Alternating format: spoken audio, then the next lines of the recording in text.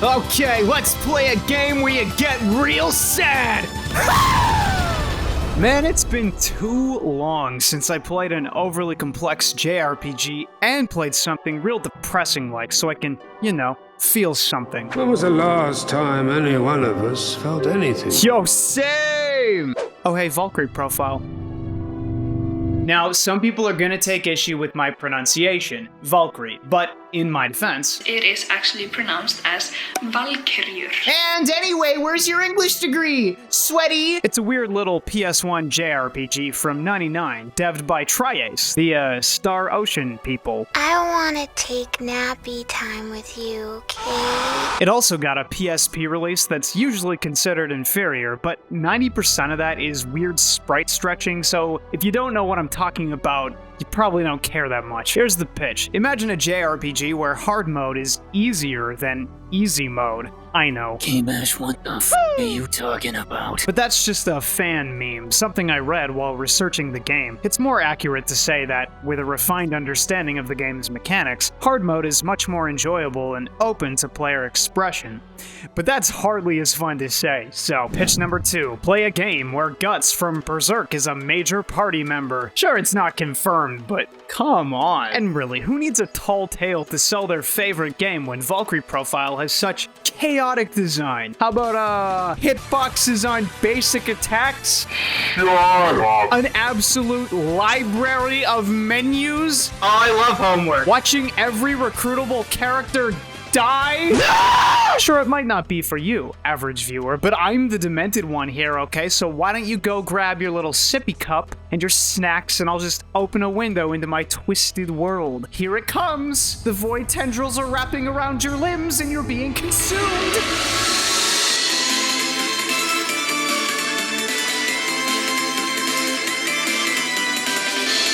Valkyrie Profile's a tough nut to crack. The world-building choices are fascinating. For one, it's a Fantasy Earth analog, so you'll see, medieval fantasy Europe in general, but also Japan is here, and an inexplicable Japanese restaurant in Whitebirdton. Okay, Valkyrie Profile, I can dig it. That's not the weird part, though. What's weird is this isn't Earth, per se, but Midgard. So what ancient Norse folk thought the Earth was, because in spite of churches and Shinto shrines and whatnot, the actual gods of this world are the gods of Norse mythology. Odin, Loki, Thor, etc. That's right, Valkyrie Profile said extant Earth religions are fake. The one where Loki gets by a horse and he births an 8-legged horse baby, that's the real one. I kid, but in my defense, it's pretty funny. You don't deal a whole lot with the gods in this game, but you do work for them, as Valkyrie, real name Lenneth, a servant of the gods tasked with collecting and training human souls into Einherjar, holy soul warriors to battle for the gods in Ragnarok, the big ol' end-of-the-world slam jam! It's weird that they need humans, but whatever. I like to think the gods are just really bad at the great cosmic game of Mario Party and need help. Mortal, I call upon you to complete this mashing minigame in my name. No! The trick is, Lenneth doesn't choose just anyone. Like the actual myths, she only reveals herself to the recently slain to judge if they're worthy of ascending to the closest thing to heaven in universe. So you end up watching a lot of death. Oh my god! I gotta say, a lot of the visuals are striking, but I wasn't sold until that exact moment. I just stared. The game rejects traditional storytelling, and probably mostly due to budget or disc constraints, you're not fed a winding adventure with plenty of inter-party grab-ass time. Instead, you get National Geographic on the mortals of Midgard. It's depressing. Despite playing a godly entity, the world is pernicious, cruel, violent, endlessly embroiled in war, and you can't do anything about it, except help others get out. Damn, VP playing at a Matsuno level work. This is gonna be a banger. There's a pretty long-winded tutorial segment at the start after something like 20 minutes of cutscenes, so it's hard to say the game comes out swinging, seppuku aside, but there's a lot to know going in. I made a comment about difficulty, so let's mention it now. I recommend playing on normal in like everything, but here especially because easy is the kind of mode that'll give you half half the experience. And if you ever want to get really into Valkyrie Profile, you need a working understanding of its quirks, and normal's the way to do that. Eventually, you're dropped into the world with no immediate goal. World's ending, go. Unfortunately, much like Nights in the Nightmare and Yggdra Union and whatever other rock kinography I've played, Valkyrie Profile accurately simulates the experience of a new car owner popping the hood for the first time. Yeah, you're fooled, kiddo. I love the gameplay loop too, especially on first pass, because you're watching all of this horrible stuff happen while trying to take the mechanics in, like, hey, check this out! Oh my god! Damn, that was f***ed up. By the way, did you know you have to equip all those reaction abilities you bought to actually use them? No! Oof, major noob alert. Anyway, wanna watch another snuff film? No, please! This ain't your average JRPG, okay? It's turn-based, sure, but it's got action-y dungeon traversal with light platforming, puzzles, it's got combos. It's got combos! It's that special kind of bizarre JRPG crack I wish the more popular franchises experimented with. Sometimes it really feels like there's people who love JRPGs and people who love JRPGs. You know, the difference between people loving movies and loving films. But let's back up. One of my favorite things, which I understand others get stressed out by, is the countdown to the end of the world. Yeah, acknowledged, that's kind of ominous. Majora's Mask is kind of spooky too. But to be clear, the game isn't trying to punish players for screwing around as much as keep them on task. You're a Valkyrie in service to Odin the Allfather, you know, God. Roleplay or die. And the game has this handy feature where you'll be told exactly where to go with a button press. Finally, it's complete. After years of labor, my life's work, the Power Sounder 5000. Now, if you're wearing headphones, you might be hearing some familiar sounds in the video. Who them tracks? Who them tracks? It's Motoi Sakuraba again. Absolute legend, king of world fantasy music. Why would I critique this stuff? I ain't let that shit on play. I sat my white ass down and listened. The world is big, and you can just waste time screwing around in towns with no shops, or worthwhile NPCs, or side quests, or goals, so it's worth listening in on the world. Though you find out that most chapters, at least on normal mode, only need you to recruit 1 or 2 characters, which will cost you 2 periods out of 24 per chapter, and about 2 dungeons per chapter as well. So the game's really, really generous with time, granting all kinds of extra slots to go visit the towns, where various characters died for special items, and even grinding opportunities if you really think you need it. You don't, but it's nice anyway. I ended up skipping ahead to the next chapter consistently. Time is hardly the biggest hurdle. You're made to run through dungeons, like, directed to them, but not every dungeon has plot significance. Sometimes you just gotta go to the caves. Here we are at caves! Do you know the difference between a stalactite and a stalagmite? Leave a comment below! Other times they're relevant to the characters you recruit or some local villains, so whatever. I guess I don't really need airtight justification to perform basic JRPG gameplay, okay? I'm in there. Aside from being beautiful, guys, please, I can't look at this without longing. Aside from being beautiful, the dungeons are handled 2D side-scroller style. It's such a weird game. Almost all combat is optional. You can skip past enemies by jumping or straight up freezing them. Amazing accessibility option, by the way. The dungeons get really creative sometimes too. Sure, a bunch are just running and jumping, like bad Mario levels, but Valkyrie can use her magic to create crystals for platforming, burst the crystals to propel herself, and shatter crystals above her to create fading diamond dust platforms. So refreshing for a JRPG. And if you feel like keeping competitive with level ups, you kick combat off by slashing at your enemies. Major props for stuffing the frequent genre anxiety of endless random battles by putting the burden of choice on the player. In 99, combat itself is a little weird. On your turn, the goal, generally speaking, is to chain as many hits as possible, release a ton of crystals from enemies, and fire off giant special attacks, like named Riviera the Promised Land type special attacks. Finishing strike. Okay, this is hype! But really, the true value of these super attacks is hammering one after another into an obnoxious boss that kicked your ass so you can say, "F you. Eat a dick, you. You." Cathartic. By the way, have you seen these animations? They're beautiful, like water. Oh my god. Seriously, you go around collecting these normal-ass dead people, these peasants, and the very second they're in Einherjar, they can utterly obliterate people with crazy anime special attacks. Turns out dying a cold, cruel death in an uncaring world can be highly radical, actually. Combat's got some quirks, though. I mentioned hitboxes. I think I am gonna kill a person. I mean, look at this hot nonsense. I know it makes sense, but stupid.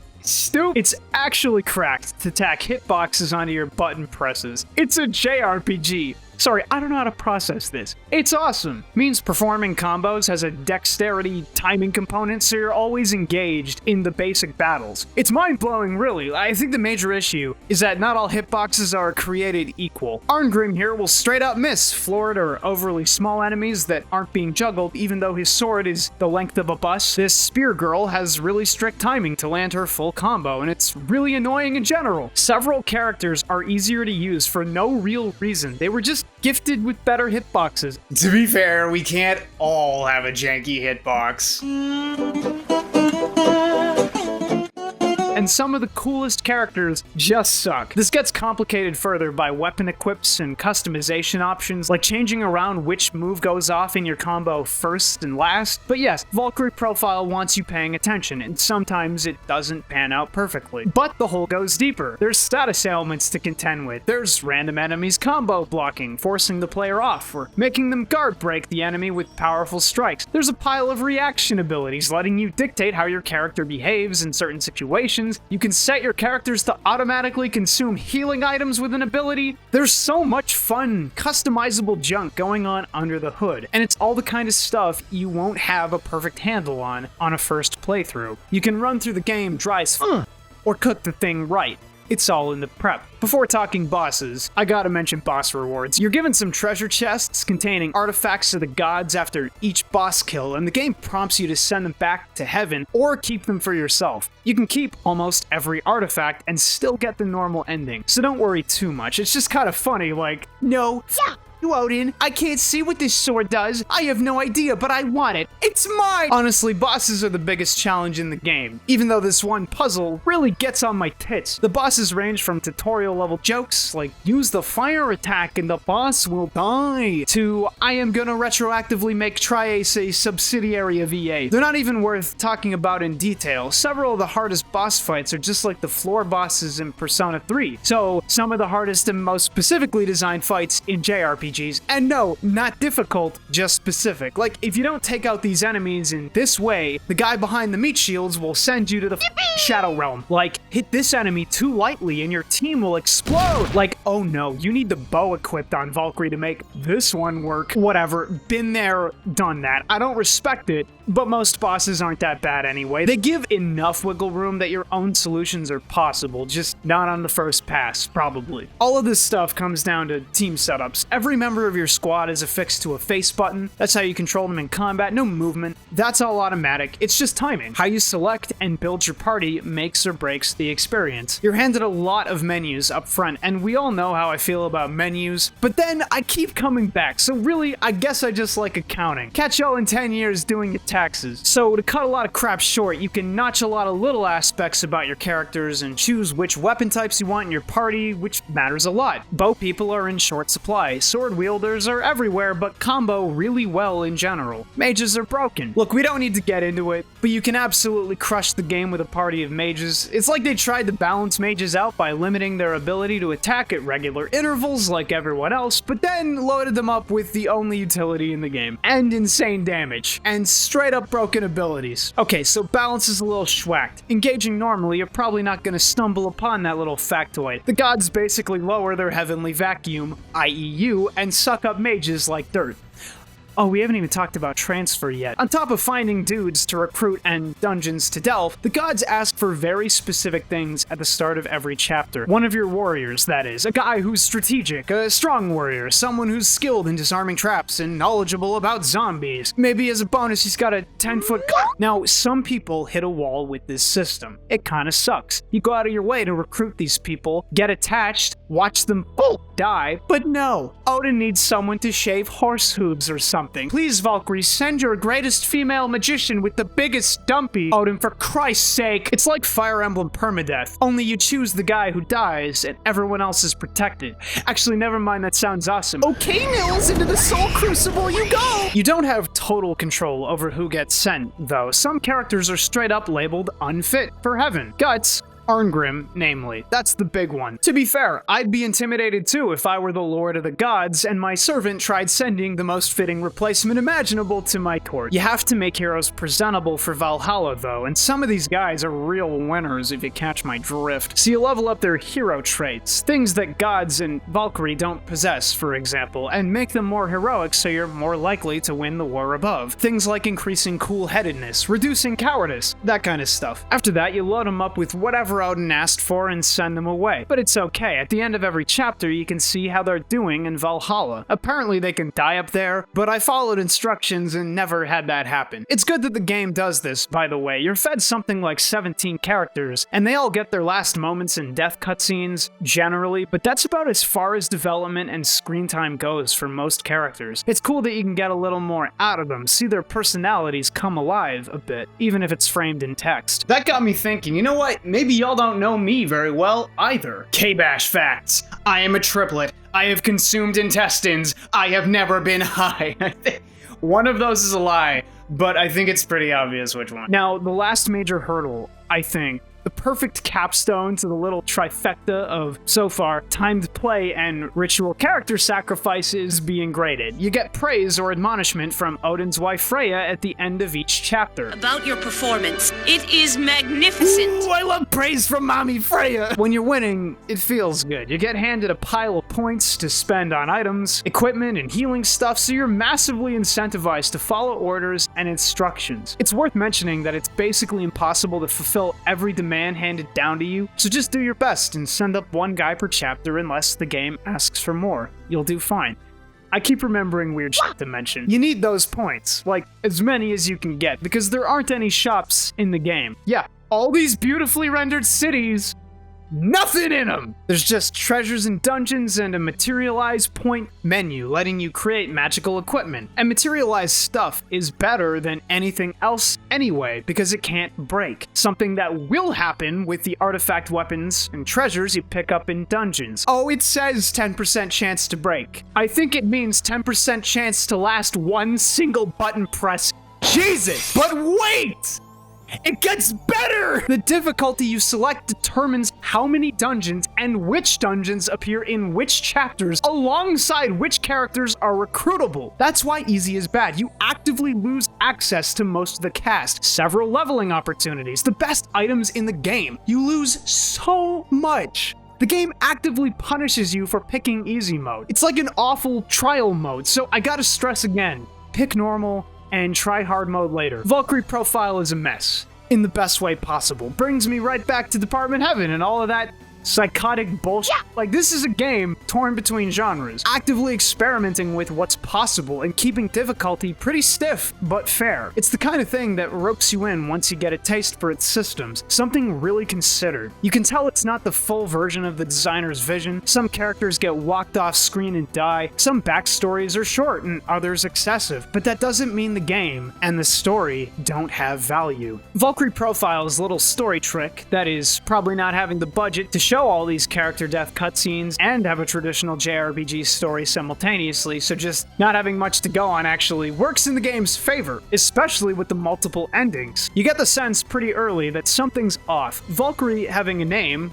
Lenneth, the occasional character being mentioned who doesn't appear on screen, frequent references to tragedies in the past. There's a point where you see yourself and Arngrim in a vision from the past, and it's just not. It's another Valkyrie named Hrist. So some funky shit's going on, okay? And it gets weirder than that. In the mid-game, an optional dungeon opens up, the Tower of Lazard Valeth, this guy who's very clearly evil. He's literally wearing glasses, my guy. And we find out that not only does this guy love Valkyrie, somehow, but he's been making replicas of her too. Okay, getting slightly uncomfortable. Oh, and please, if you pick this up for fun, you don't have to run this dungeon. It's optional for a reason. It's extremely frustrating to navigate, even when making use of the game's dungeon map visualizer, because the elevators, and this is the confusing part, rise one floor at a time and reset to 0 after the top, but there's no indication. Dumb. Just dumb. The game even has a long backstory cutscene detailing Lenneth's life before being what she is now. As you'd expect, it's heartbreaking and cruel, but thankfully contextualizes a lot of previously shown imagery. Though it raises some questions, yeah? Is she an Einherjar raised up by some other Valkyrie and rose through the ranks? Why does Lazard have clones of her, and isn't he immortal? How would they even have met? It's even possible to unlock optional cutscenes by sending certain characters to Asgard. This game is sad. No shit, right? You're watching innocent people die like every 30 minutes, but it strikes such openly melancholic notes with its protagonist, someone sworn to her duty, forced to witness endless strife and act her part, and realize she can never be with her childhood friend, this guy, the one person she recognizes in the entirety of Midgard. And the player can find this cutscene never knowing any of that info. It's just presented to you if you send them off to Valhalla. And if you dig around in the menus, you realize that Lenneth has a stat that nobody else does, a seal value, and it's just listed with no explanation. What's important here, above the nouns and specifics, is the game wants players playing multiple times. Can't use all the party members on your first go, can't play every dungeon, and definitely can't get every ending if you play just once. It's a pretty quick game, it's got engaging dungeon design and combat, so why not play again? So let's talk endings. Spoiler warning, only if you're sold. If you got this far, if you do manage to screw everything up, you can unlock a special ending where Freya comes down and ends it early, by straight up killing your defective ass. It's worth noting that she says you're a faulty machine here, so you can spoil yourself real early by just not paying attention. That's funny. The normal ending, the one most people are getting, has Valkyrie and friends battle in Ragnarok, beat back the forces of evil, and take the fight all the way to the throne of Surt, king of the giants. The battle goes well, it's not super challenging even compared to some of the optional sub-bosses in the same level, and the game ends after a few cutscenes, but it feels so flat, like everything was just part of some greater cycle and it'll happen again. You even get put back asleep to be reawakened later on. So what's going on here? The true ending, in true video game fashion, requires this unbelievably tight laundry list of player actions in order, or else you're getting ending B. And fair enough, it's a game where a generally lawful character, under duress from the gods themselves, has to break fate, literally awaken from her stupor of dogma and see the world how it is. Doing so screws with Lenneth so badly that her soul shatters, leaving Hrist behind. Arngrim and Mestina, this you don't need to know about Mestina, it's fine, gather the pieces and, with Lazard, go to store Valkyrie's soul in a homunculus and destroy Hrist to reawaken Valkyrie, because Valkyrie is actually 3 entities in one, and only one can be active at any given time as a failsafe against this exact kind of thing. Then out of nowhere, unless you've been paying attention to progress screens of your characters and figured out that Loki's a pretty bad dude, and also in Norse mythology in general, Loki betrays the gods and kills Odin. Valkyrie regains her senses and goes off to bury the guy when he destroys all of Midgard. But Valkyrie is basically a god like Odin now, in a half-elf homunculus, and thus has the power to grow and change unlike the typically static entities in Asgard, so when everyone on Earth dies, she gains tremendous power via empathy for their deaths and uses it to reshape the world and obliterate Loki. Yeah, no, it doesn't make a whole lot of sense in retrospect, but goddamn, it kicks so much ass when you're playing it. They really hid like an hour of bonus content and extremely world-relevant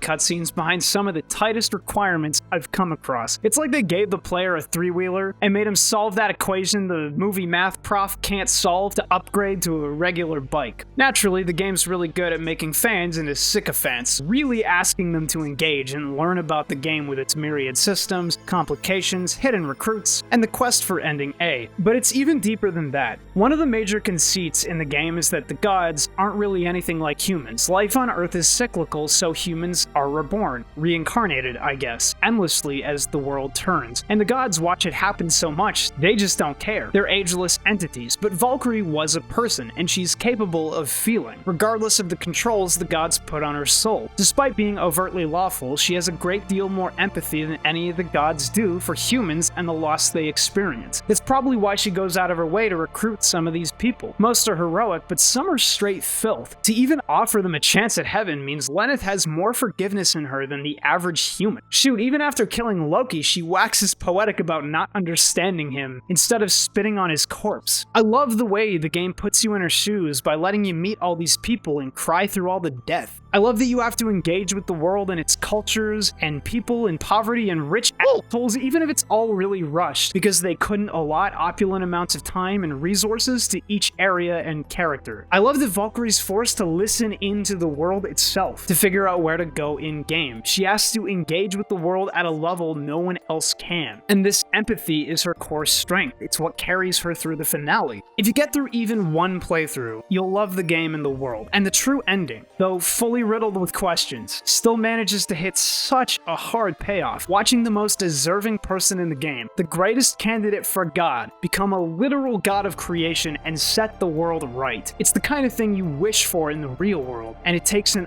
unholy mountain of effort. Hey, it's KBash. Huge thanks goes out to my $4 patrons. Check them out.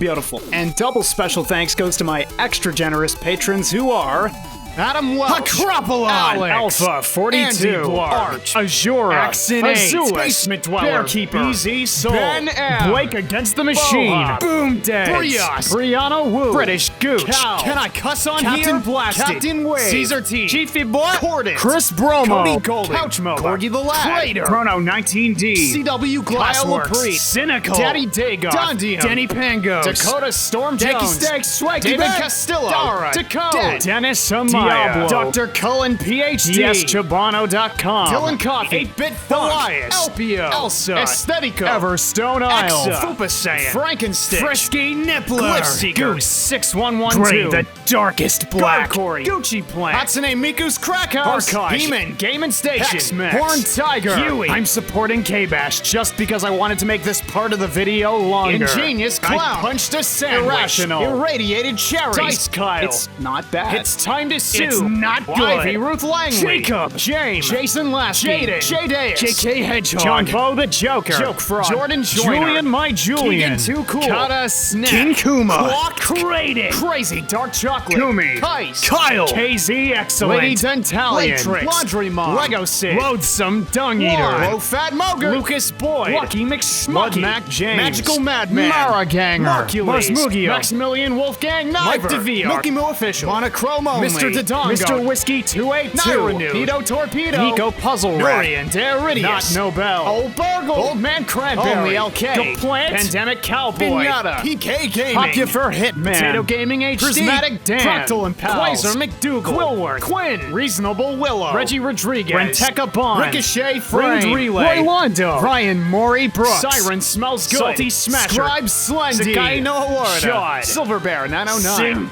God! Sleepy Wabbit, Sock'em Bopper, Sockdolager, Space Lizard, Spooky Grimalkin, Squidged, Squishword, Starbound, Storm Strider, Sublime Cataclysm, Super Sandwich Guy, Chubbington, The Big Buddy, The Clown Prince of Cringe, The Green Loki, The Salt Knight, Dick Mystic, Thrips Heart, Tiggles McGuffin, Timid the Writer, Turtle Play, Travis Edwards, Whittle Chungus, Ty Guy 9001, Vid, Valenrist, Venom, Vice Pup, Viewers Like You, Vic, Waposa, Weed Trash, Waylon, Where Am I Help? Winter Solstice, Wood TV, Zanny Tanner, Yate Kundo, Zachary Lives, Zachary Zanasso, Zane the Impure, Zane the Pure, Zeradax, Zed Slayer Gamer, Zero Zalazar, Sylvan Ray, Z-Nova, Cyberbunk. If you'd like to help support the show, unlock new long-form projects, and help me keep improving, check out my Patreon. We got lots more videos in store. Stay tuned for more. KBash out.